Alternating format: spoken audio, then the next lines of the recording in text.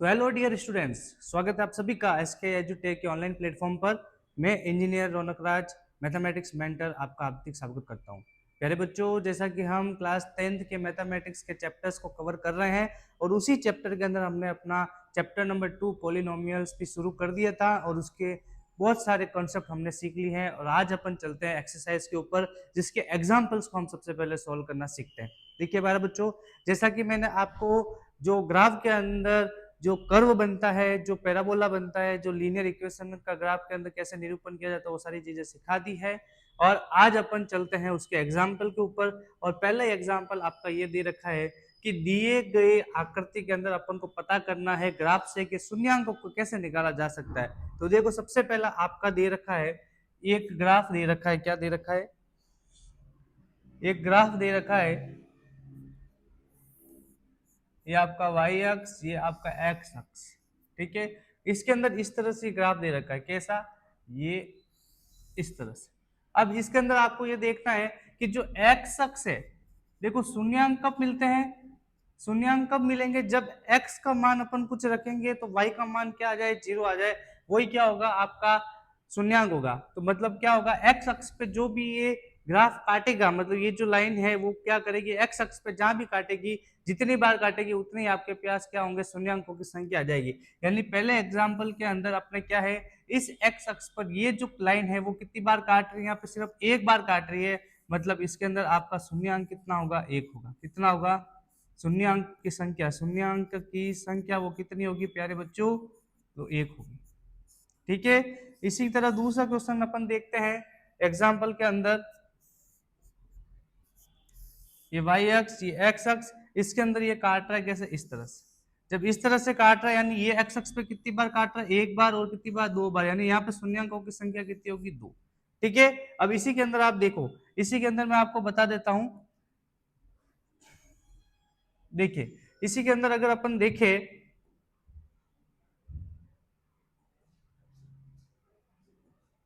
देखो इसी के अंदर अगर अपन देखें तो क्या होगा? यहाँ पे ये कितनी बार काट रहा है? एक बार। कितनी बार? एक बार या 2 बार, यहाँ पे 3 बार। यानी यहाँ पे शून्यांकों की संख्या कितनी होगी? 3 होगी। कितनी होगी? 3 होगी। इसी तरह यहाँ पे अगर अपन देखें तो यहाँ एक्स अक्ष पे कितनी बार काट रहा है? एक बार काट रहा है। यानी इस पे शून्यांकों की संख्या कितनी होगी? 1। यहाँ पे अगर देखें तो कितनी बार काट रहा है? यहाँ पे सिर्फ ये टच करके निकल रहा है। क्या कर रहा है? टच करके लगाया। शून्यांकों की संख्या तो कितनी होगी? 2 ही होगी। कितनी होगी? 2 ही होगी। यानी दोनों क्या होंगे? सेम होंगे। दोनों क्या होंगे? सेम होंगे। और यहाँ पे अगर देखें तो 1 2 3 और 4, तो यहाँ शून्यांकों की संख्या कितनी हो जाएगी प्यारे बच्चों? 4 हो जाएगी। इसके अंदर बड़े ध्यान से देखना,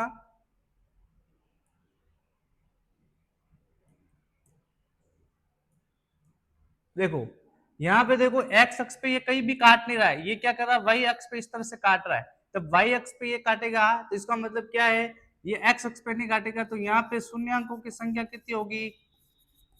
शून्यांकों की संख्या यहाँ पे कितनी होगी?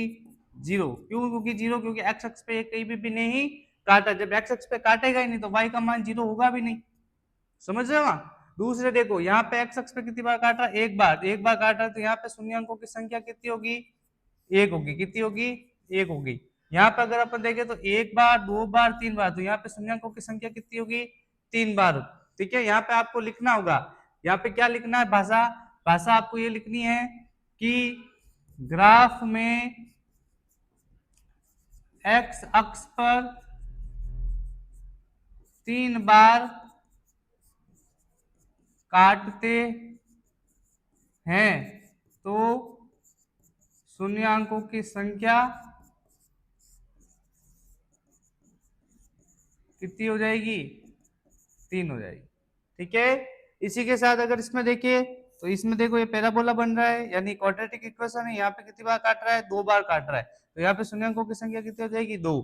यहाँ पे अगर देखें तो 1 2 3 और 4, 4 बार काट रहा है तो यहाँ पे शून्यांकों की संख्या कितनी हो जाएगी? 4। इसी तरह यहाँ पे देखिए तो 1 2 3, तो कितनी बार काट रहा है? 3 बार। तो यहाँ पे शून्यांकों की संख्या कितनी हो जाएगी? 3 हो जाएगी।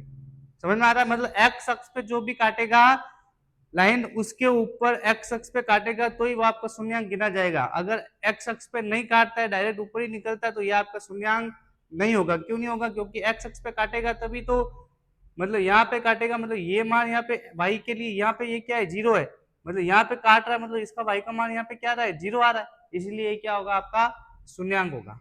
ठीक है, ये अपना एक क्वेश्चन लेते हैं, x square minus 6x plus 9 is equal to 0।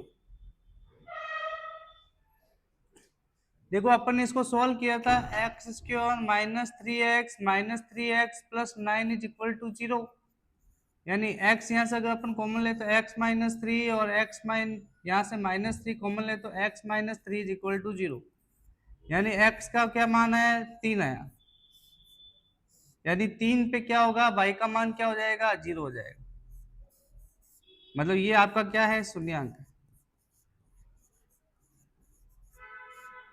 Clear? अब देखो इसको ग्राफ में निरूपित कैसे करेंगे। अब अपन को पता है 3 पे क्या हो रहा है, y का मान 0 हो रहा है, तो अपन को एक सारणी बनानी है,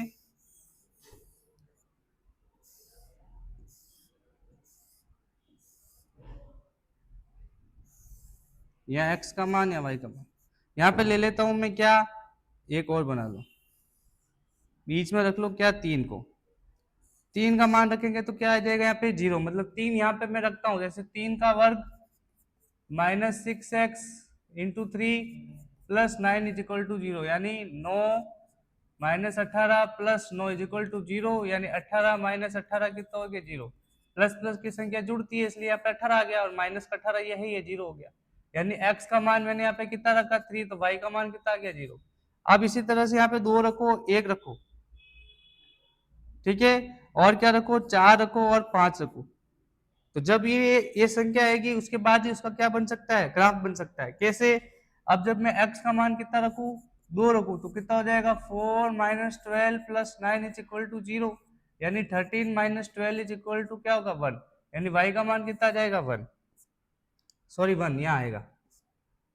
ठीक है, इसी के साथ में जब y का x का मान 1 रखे, x का मान क्या रखे, 1 रखे, तो y का मान कितना आएगा, 1 माइनस 6 प्लस 9, यानी 10 माइनस 6 इक्वल टू 4, यानी y का मान कितना आ जाएगा, यहाँ पे 4 आ जाएगा। क्लियर है?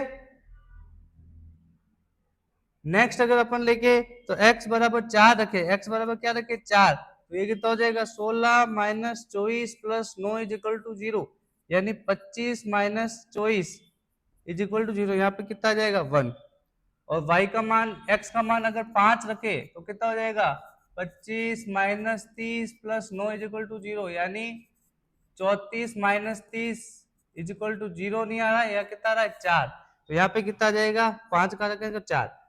अब बनाएंगे अपना इसका क्या, ग्राफ बनाएंगे, क्या बनाएंगे, जब ग्राफ बनाएंगे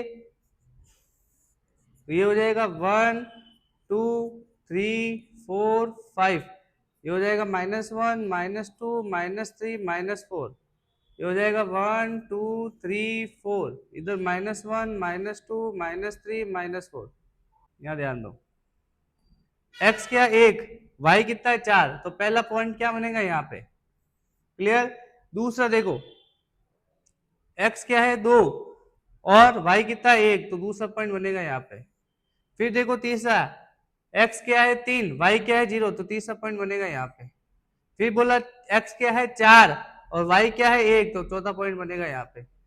5 का मतलब x क्या है 5 और ये कितना है 4, तो ये बनेगा पॉइंट यहाँ पे। यानी अब इसको आप मिलाओगे तो ये सिर्फ इसको क्या करेगा, एक टच करके निकलेगा, क्या करेगा, टच करके निकलेगा।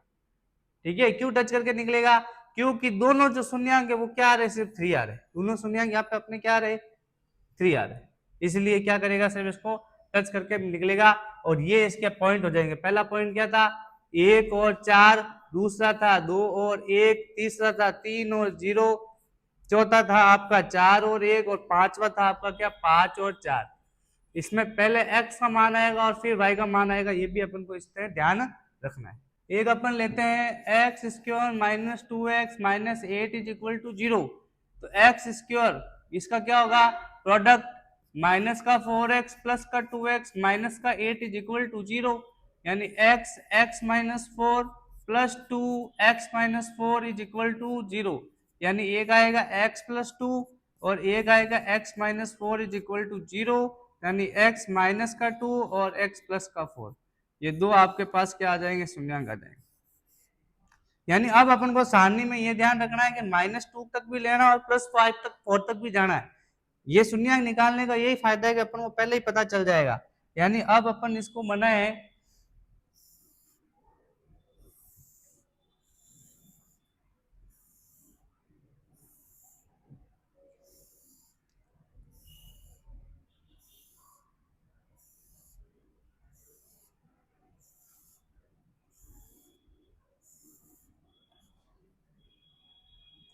देखो ये x का मान आएगा, इधर y का मान आएगा। अब देखो ध्यान दो, -2 तक तो लेना ही है पीछे, और आगे से आगे 4 तक लेना है, तो अपन इसके एक एक बढ़ा देते हैं। यानी यहाँ पे कर देते हैं -3, -2, -1, फिर 0, 1, 2, 3 और 4 तक तो जाएगा, एक 5 तक और लेना पड़ेगा, एक और बढ़ा देते हैं। ठीक है, एक एक बढ़ा देते हैं। ये अपन को यहाँ पे पता चल गया है कि अपन को ये वाली सारणी लेनी है। ठीक है, अब देखो सबसे पहले अपन को मान पुट करने हैं। मान पुट कैसे करेंगे, देखो सबसे पहले अपन को क्या रखना है, x बराबर -3। देखो ग्राफ बनाना सिखा रहा हूं, x बराबर -3 इसके अंदर पुट करोगे तो क्या हो जाएगा, इस वाले समीकरण में पुट करना है, तो क्या हो जाएगा, -3 का square -2 into -3 -8 is equal to 0, यानी हो जाएगा 9 प्लस का 3 इंटू 6 -8 इज इक्वल टू 0, यानी 15 -8 इज इक्वल टू 0, यानी कितना आ जाएगा 7।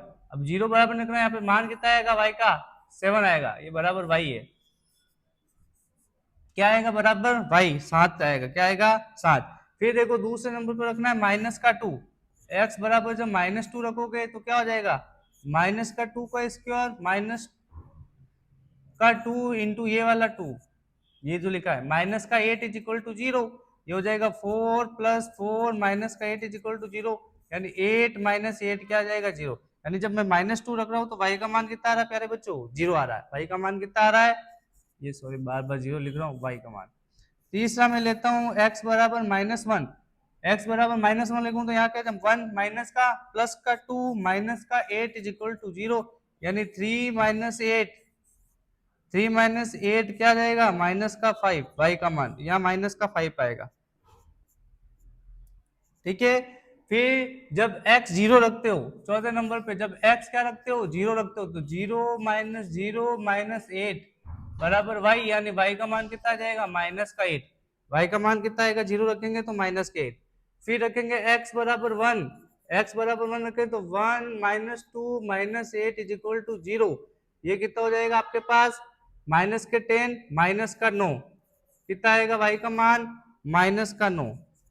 फिर देखिए 6 नंबर पे x बराबर 2 रखे अगर, तो 4 - 8 इज इक्वल टू y, ये हो जाएगा कितना माइनस का 12, ये हो जाएगा माइनस का 8, y का मान कितना आ जाएगा यहाँ पे फिर से माइनस का 8 आ जाएगा।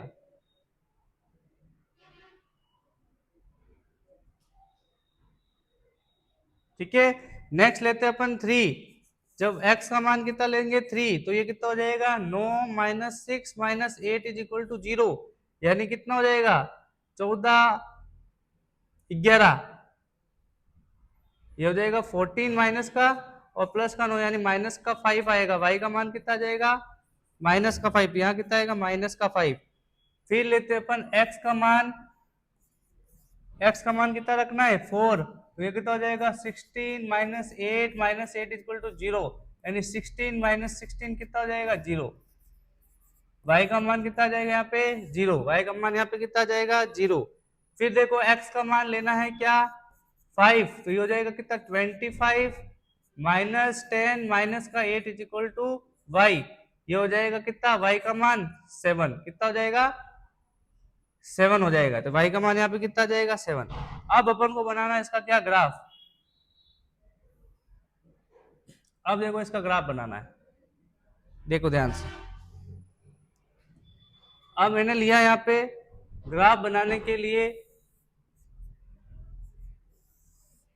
ये हो जाएगा 1 2 3 4 5 6 7 8 -1 -2 -3 -4 -5 -6।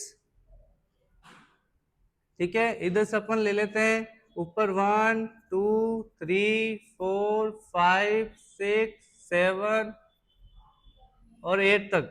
इधर भी ले लेते हैं -1 -2 -3 -4 -5 -6 -7 और -8 तक। अब देखो अपन को यहाँ पे इसके पॉइंट रखने हैं। तो देखो पहला क्या है, x कितना है -3, x क्या है ये ना -3 और y कितना लेना है 7, तो यहाँ पे -3 और ये 7, इसको इस तरह से मिला के देखोगे तो ये आएगा पहला पॉइंट। ठीक है, दूसरा देखो -2 लेंगे तो y का मान कितना दे रहा है 0, तो यहाँ पे आएगा दूसरा पॉइंट। तीसरा पॉइंट देखो -1 दे रहा है तो क्या आएगा -5, x का मान क्या दे रहा है -1, -1 दे रहा है तो y का मान कितना दे रहा है ये -5, ये आएगा यहाँ पे तीसरा पॉइंट। चौथा देखो x 0 दे रहा है तो y का मान कितना आ रहा है -8, तो ये आएगा यहाँ पे -8। पांचवा देखो x प्लस का 1 दे रहा है तो y का मान कितना आना चाहिए -9, ये कितना आ जाएगा यहाँ पे, यहाँ मान लेते -9, तो ये आ जाएगा यहाँ पे पॉइंट। चौथा देखो x 2 दे रहा है तो -8, x 2 दे रखा है तो यहाँ आएगा -8। फिर x 3 दे रखा है तो y का मान कितना आएगा -5, और x 4 दे रखा है तो y का मान कितना आएगा 0, और x 5 दे रहा है तो y का मान कितना आ रहा है 7। अब इन सभी पॉइंट्स को अगर अपन मिलाते हैं तो सॉरी जब अपन इन सभी पॉइंट्स को अगर यूं मिलाते हैं तो ये इस तरह से एक पैराबोला बनता है। देखो बन रहा है कि नहीं बन रहा है, तो यही आपका क्या है पैराबोला बन रहा है। क्या बन रहा है, ये 7 वाला पॉइंट, फिर ये -2 वाला पॉइंट, फिर ये -1 और -5 वाला पॉइंट, फिर ये 0 और -8 वाला पॉइंट, फिर ये 1 और -9 वाला पॉइंट, फिर 2 ये -8, ये 3 और -5 वाला पॉइंट, ये 4 और 0 वाला पॉइंट, और ये 5 और 7 वाला पॉइंट। ठीक है, तो इस तरह से ये बनता है। कैसे बन रहा है पैराबोला, इस तरह से बन रहा है। अपन को पहले ये शून्यंक निकाल लेंगे तो अपन को ये तो पता है कि -2 और लेना अपन को 4 तक, इसके 20 का अपन को लेना ही है। इससे एक और ले लो कम और इससे एक ले लो ज्यादा, और ये आपका क्या बन जाएगा ग्राफ बन जाएगा।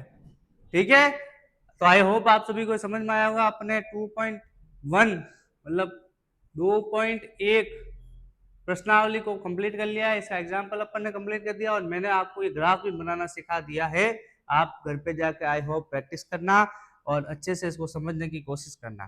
तो आगे अपन शून्यांकों की सत्यता की जांच और शून्यांकों को कैसे निकालते हैं वो तो मैंने बता ही दिया, लेकिन शून्यांकों के सत्यता की जांच और शून्यांकों से बहुपद कैसे बनाते हैं वो अपने 2.2 की प्रश्नावली में पढ़ेंगे।